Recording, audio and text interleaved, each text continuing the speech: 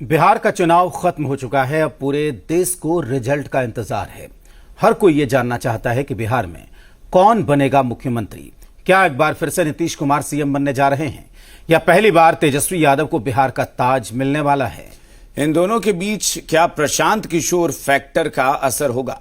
क्या प्रशांत किशोर भी सीएम की रेस में हो सकते हैं?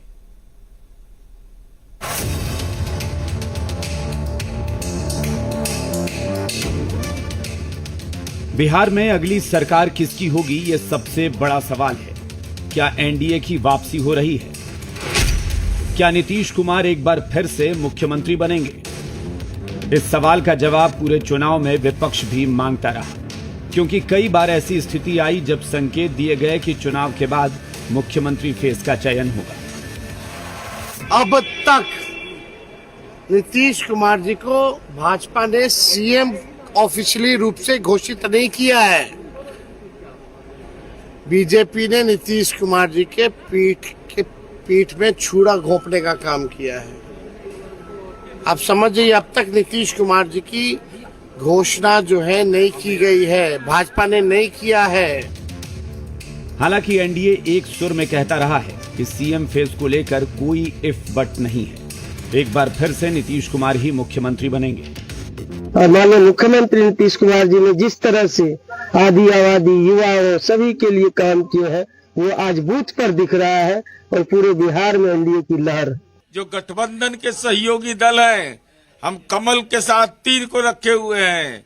उपेंद्र कुशवाहा जी की पार्टी है, जीतन राम मांझी जी की पार्टी है और चिराग पासवान जी की पार्टी है।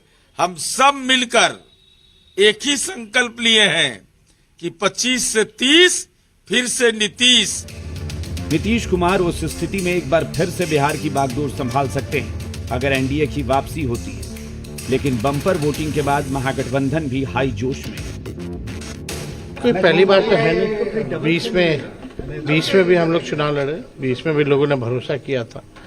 हम लोग तो चुनाव जीत गए थे, लेकिन वोट चोरी और सीट चोरी हुई। उसके बावजूद भी 12,000 का ही डिफरेंस रहा, 5-6 सीटों का ही अंतर रहा, वरना सरकार तो हम लोग बना ही दिए थे।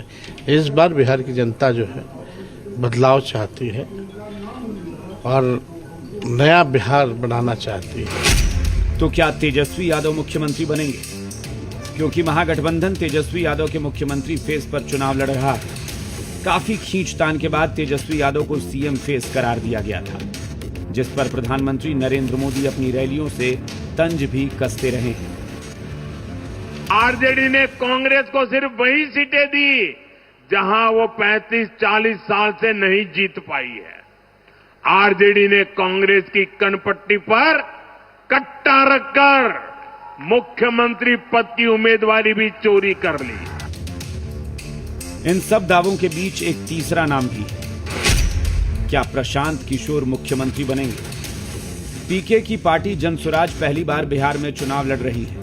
जनसुराज ने सभी 243 सीटों पर उम्मीदवार उतारे और दावा किया कि बिहार के भविष्य के लिए जनसुराज को चुने। पीके का असर कितना हुआ, ये तो रिजल्ट में ही क्लियर हो पाएगा। लेकिन अगर जनसुराज 30 से 50 सीटें भी जीत लेती है तो बिहार की सियासत की सूरत ही बदल जाएगी। प्रशांत किशोर किंग मेकर की भूमिका में हो सकते हैं, सीएम तक बन सकते हैं, या फिर ऐसा हो सकता है कि प्रशांत किशोर की पार्टी वोट कटुआ बनकर रह जाए। ये 3 चेहरों पर सबसे बड़ा दांव है, जिसमें नीतीश कुमार और तेजस्वी यादव में कांटे की टक्कर है।